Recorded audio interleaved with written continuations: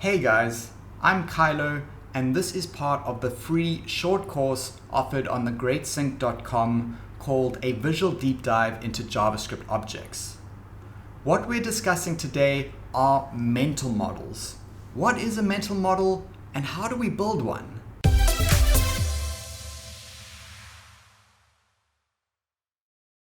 It is very important to think about your mental model. It's the foundation now that when you learn something new, you're building on top of it. And if that foundation is made of shaky, incorrect assumptions, it can lead to a lack of confidence, great imposter syndrome, and just this feeling that you don't have control over the language that you're using every day. And this is actually a common story. Many of my students have spoken about this, and personally, I have also experienced it, where we might be able to build React applications, but actually we don't really have much confidence in the code that we're writing. We don't feel we understand the fundamentals that are driving our code. The question is, how do we build an effective mental model? Here are the steps to growing a mental model that will help you throughout your career. The first and most important thing, and also the most obvious, is time spent coding.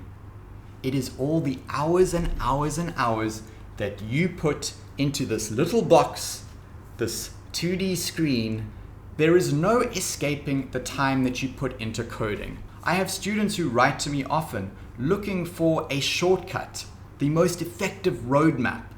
And the reality is that there might be effective learning methods, which is what I teach at the Great Sync, but there is no escaping the hours that you need to be putting in every day consistently and going through that process of struggle and frustration and problem solving on your own. The second thing for growing a mental model is stepping into space.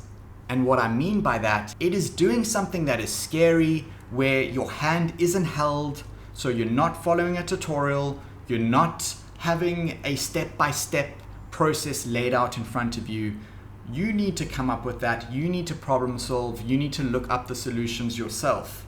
The learning you will get from that, the struggle and frustration, which is an essential part of the learning process, is what's going to help you build that mental model.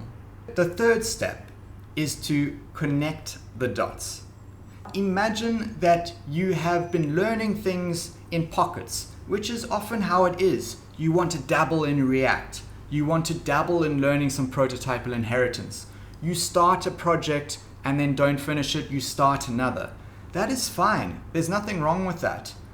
But there comes a point where you want to start taking what you've learned from those individual experiences and tying them together by linking together what you've learned, drawing comparisons, finding the differences, and spending some time just reflecting on what you've learned. In this short course on JavaScript objects, we might look at something in prototypal inheritance, which will raise questions about our current understanding of objects. It's not enough to just put it aside and just tell yourself, oh, one day I will understand it. This might help you in the short term, because you don't get yourself confused and frustrated on something small. But in the long term, there's always going to be that question mark over that one thing that causes uncertainty about something. And this period of consolidation is meant to address that. You can think of your consolidation as your knowledge tree, but where the branches are growing backwards into the trunk. Now, that all sounds much easier said than done, because the problem is, you get so confused, you get so over trying to figure something out, and it's like hitting a wall. There's no consolidating, there's no connecting the dots, your mind is just spinning. If you reach these points, it is often better to actually now step out of this box, this 2D experience. Because remember, code doesn't live in this top-down 2D world. It takes up space and time. And we need perspective to understand that. Finding a different way of looking at something that you can't get from just hours and hours and hours sitting behind the code editor. That could be reading a book, finding a way of sketching, listening to a podcast, attending a conference, teaching.